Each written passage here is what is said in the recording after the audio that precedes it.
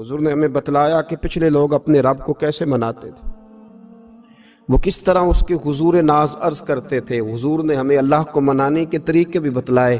फरमाया जब माँ बाप दुआ मांगेंगे औलाद के हक में तो वो मान जाएगा। हुजूर अलैहिस्सलाम ने फरमाया जब मुसाफिर दुआ मांगेगा तो अल्लाह मान जाएगा। फरमाया मेरे रसूल करीम ने कि जब बीमार दुआ मांगेगा तो अल्लाह मान जाएगा। और सैयद आलम अलैहिस्सलाम फरमाने लगे जब तुम्हारे ज़ईफ, कमज़ोर, मजबूर लोग दुआ मांगेंगे तो अल्लाह मान जाएगा। और हुजूर ने फरमाया जब तुम फ़र्ज़ अदा करके दुआ मांगोगे तो अल्लाह मान जाएगा। और मेरे महबूब ने फरमाया जब पिछली रात उठ के तुम उसके हुजूर अर्ज़ करोगे तो वो तुम्हारी दुआओं को कबूल कर लेगा, वो तुम मान जाएगा। और हुजूर ने हमें दिन बताए, फरमाया जुमे वाले दिन मांगना मान जाएगा, शब कदर को मांग लेना मान जाएगा, शब बारात में दुआएं करना वो मान जाएगा, रमज़ान की रातों में मांगना मान जाएगा, कुरान पाक के ख़त्म के मौके पर दुआ करना मान जाएगा। तरीके बतलाए। अब ये है कि हमने तो मांगना था ना उसकी बारगाह में, हमने तो हाजिर होना था, हमने तो जाना था। अब हमने आगे बढ़ना है, उसके हुजूर अर्ज करना है। हुजूर ने हमें बतलाया कि मोमिन मुत्तकी होता है ना, परहेजगार होता है, तो इसने कुछ नेकियां भी की होती हैं। जिस तरह इसे अपने गुनाहों का पता होता है ना, इसे पता होता है कि नहीं यार फलां काम मैंने फ़कत अल्लाह की रज़ा के लिए किया हुआ है, वो मेरा और मेरे रब का राज है। फरमाया जब तुम बड़े उलझ जाओ ना, जब तुम बड़ी आजमाइश में आ जाओ और जब तुम समझ लो कि अब मैं बड़ी तकलीफ में आ गया हूं, तो फिर एक तरीका हुजूर ने हमें और भी बतलाया मांगने का, एक और तरीका भी बतलाया। और वो रवायत सही मुस्लिम में मौजूद है। रावी हजरत अब्दुल्ला इब्न उमर रदी अल्लाह ताला हुजूर फरमाते हैं 3 लोग सफर कर रहे थे। ये आप अंदाजा फरमाइए सही मुस्लिम की हदीस है। और जरा हुजूर के समझाने का एक ये रंग भी है अल्लाह को मनाने का, एक ये अंदाज भी है उसकी बारगाह में गुजारिशात पेश करने का। ये भी एक तरीका हुजूर ने हमें बतलाया। अगरचे अपनी नेकियों को छुपाना चाहिए, नेकियां जो छुपी हुई होती हैं वो कीमती होती हैं, वो कीमती चीजें होती हैं जो लोगों ने छुपा करके रखी होती हैं। हजरत अब्दुल्ला इब्न उमर फरमाने लगे कि नबी पाक सल्लल्लाहु अलैहि वसल्लम फरमाते हैं 3 लोग सफर कर रहे थे, रास्ते में तूफान आ गया, तेज बारिश शुरू हो गई, तो हुजूर फरमाते हैं वो तीनों बारिश से बचने के लिए एक गार में छुप गए। उनको पता है पुराने ज़माने के अंदर गारें होती थी और लोग जब सफ़र करते थे लंबे तो पत्थरों और पहाड़ों के बीच में से सफ़र करते थे। वो गार के अंदर चले गए। अब चूंकि तूफान बहुत ज़्यादा था, जब वो गार के अंदर चले गए तो अल्लाह के प्यारे हबीब सल्लल्लाहु अलैहि वसल्लम फरमाते हैं पत्थर ऊपर से लुढ़कता हुआ आया और गार के मुंह के आगे आके उसने गार को बंद कर दिया। अब इतना तेज और इस मजबूती के साथ वो पत्थर लगा और इतना सही फिट हुआ कि अंदर रोशनी आनी भी खत्म हो गई। अब 3 लोग हैं। थोड़ी देर तो वो परेशान रहे कि शायद अब कभी बच नहीं सकेंगे, शायद चारों जानिब अंधेरा ही है और अंधेरा ही रहेगा, शायद यहां से निकलने के लिए अब हमें कोई रास्ता मुयस्सर नहीं आएगा। वो पहले तो परेशान हुए, फिर कहने लगे यार इस तरह करो, जरा गौर कीजिएगा मेरी बात पे। फरमाया इस तरह करो, अगर कोई जिंदगी में नेकी की है ना तो जरा उस नेकी को याद तो करो और याद करके उस मालिक के हुजूर अर्ज तो करो, वो करीम है, कोई आखो शायद मन जावे ते गल कम ततड़ी दा बन जावे, अर्ज तो करो उनमें से। ये आप अंदाजा फरमाइए, ये बात बयान कौन कर रहा है? ये मदीने वाले रसूल बयान कर रहे हैं, ये नबी पाक अलैहिस्सलाम ने बयान फरमाया। ये वो कहानी है जो हमें हमारे नबी पाक ने सुनाई, रसूल करीम अलैहिस्सलाम ने हमें बतलाई, ये दास्तान मोहब्बत। हुजूर फरमाने लगे एक ने उनमें से हाथ उठाए और उसने अंदाज क्या छेड़ा, अर्ज करने लगा अल्लाह तो जानता है ना मैंने बकरियां रखी हैं, मैं गरीब हूं, मजदूर हूं, और मालिक तू ये भी जानता है कि मेरे बच्चे भी हैं, बीवी भी है, पर मैं जब भी घर लौटा हूं तो दूध मैंने बच्चों और बीवी को पहले नहीं दिया, बूढ़े माँ बाप को पहले दिया। अल्लाह मैंने उनके साथ हमेशा करम के बाजू खोल कर मामला किया। वो गार में तन्हा बैठे हैं और अपने मालिक को मना रहे हैं। عرض کرتے ہیں اللہ تجھے یاد ہے نا ایک رات جب میں بڑی دیر سے لوٹا تھا، لکڑیاں کاٹتے، درخت تلاش کرتے، مجھے دیر ہو گئی، میں دیر سے لوٹا تھا، نیت یہ کر رکھی تھی کہ دودھ سب سے پہلے ماں باپ کو پلاؤں گا۔ مالک جب میں لوٹا تو وہ بوڑھے تھک ہار کے سو گئے تھے۔ میری بیوی نے مجھے کہا کہ بچوں کو پلا دو، وہ سو گئے، تو میں نے کہا نہیں، میرے ذمے ہے ان بوڑھوں کے دل کو ٹھنڈا کرنا، ان سے پیار کرنا۔ اللہ بیوی مانگتی رہی، بچے طلب کرتے رہے، میری ٹانگوں میں گھومتے رہے، بار بار آتے رہے، اور میں نے دودھ نہیں پلایا۔ اے مالک فجر ہو گئی، آفتاب طلوع ہونے کا وقت آ گیا، پر میں نے ماں باپ کے بیدار ہونے کا انتظار کیا۔ اے اللہ وہ جب اٹھے تو ان کی آنکھوں میں جو میرے لیے دعا تھی اور ان کے سینوں میں جو میرے لیے کرم تھا، اگر تیری بارگاہ میں وہ نیکی قبول ہے تو مالک پھر رحم فرما، نہ اس مشکل سے آسانی عطا فرما۔ سنو سنو، رسول کریم صلی اللہ علیہ وسلم فرماتے ہیں کہ اس بندے کی دعا مکمل ہوئی تو پتھر تھوڑا سا سرک گیا، اور اتنا سرکا کہ آسمان نظر آنے لگا۔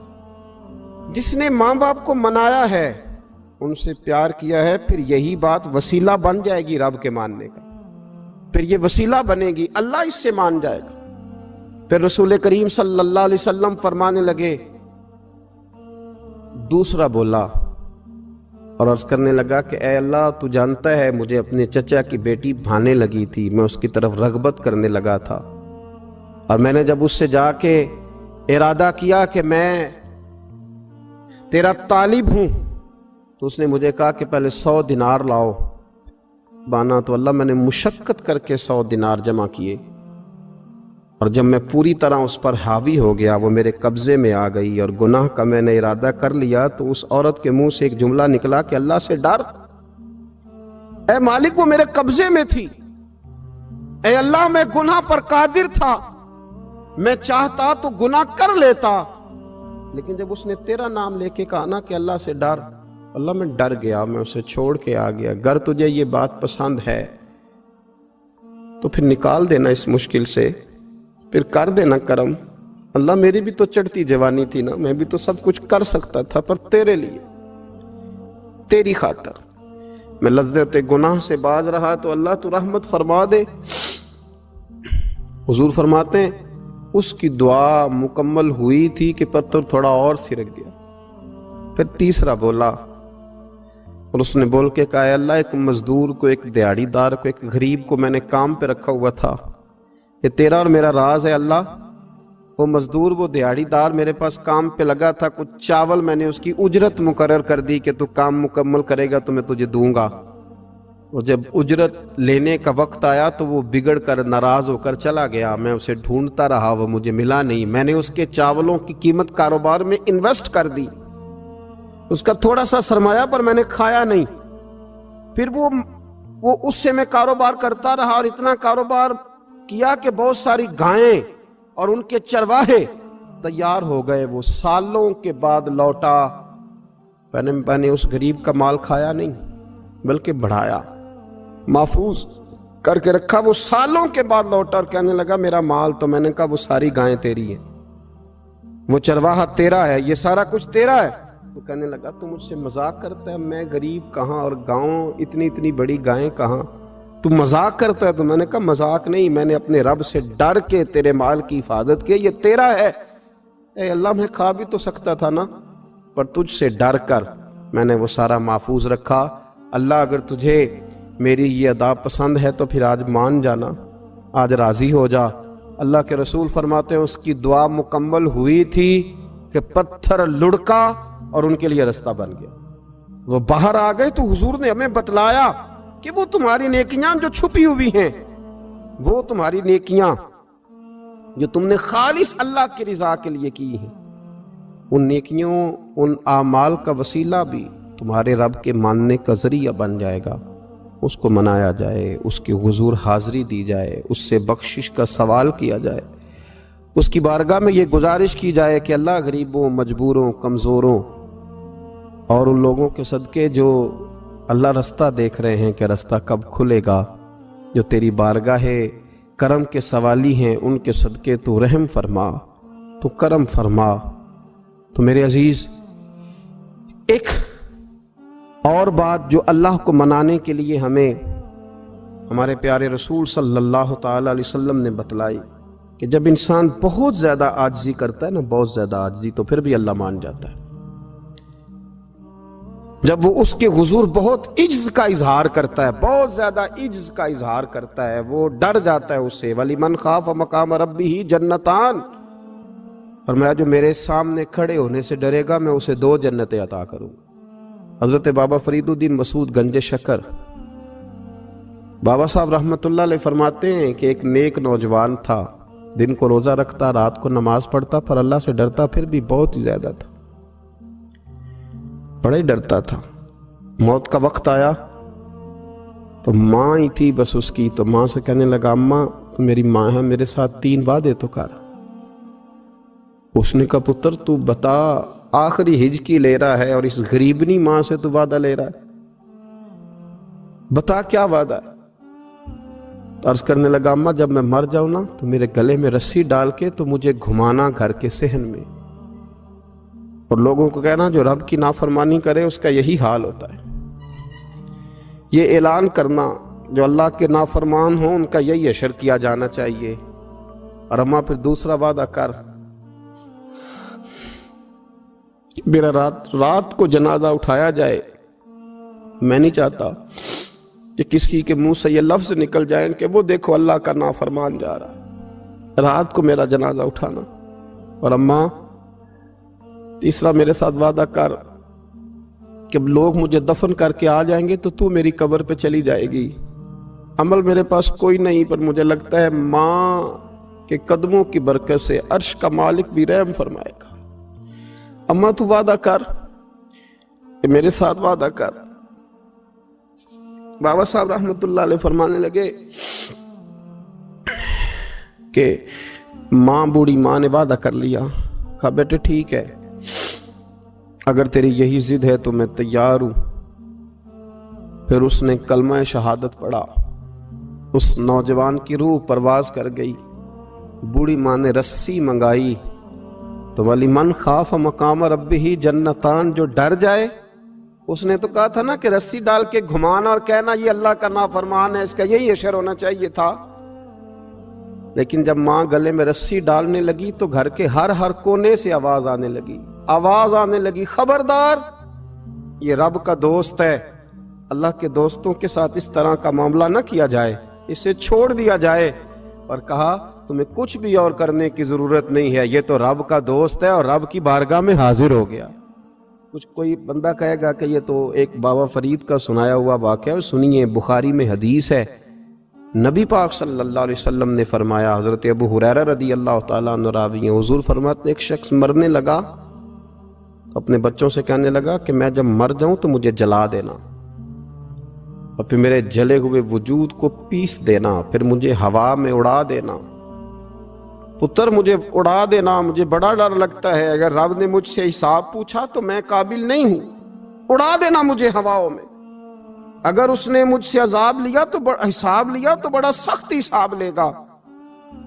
حضور فرماتے ہیں، بخاری میں موجود ہے، اس کے بچوں نے اسی طرح کیا، اس کے مرنے کے بعد اسے جلایا، ہوا میں اڑا دیا۔ اللہ کے محبوب فرماتے ہیں رب کریم نے حکم دیا زمین کو کہ اس کے ذرات کو جمع کرو، زمین نے ذرے جمع کیے، خدا نے حکم دیا تو اس کا وجود پھر سے اسی شکل میں آیا۔ تو رب کریم نے فرمایا یہ جو تو نے وصیت کی تو کیوں کی؟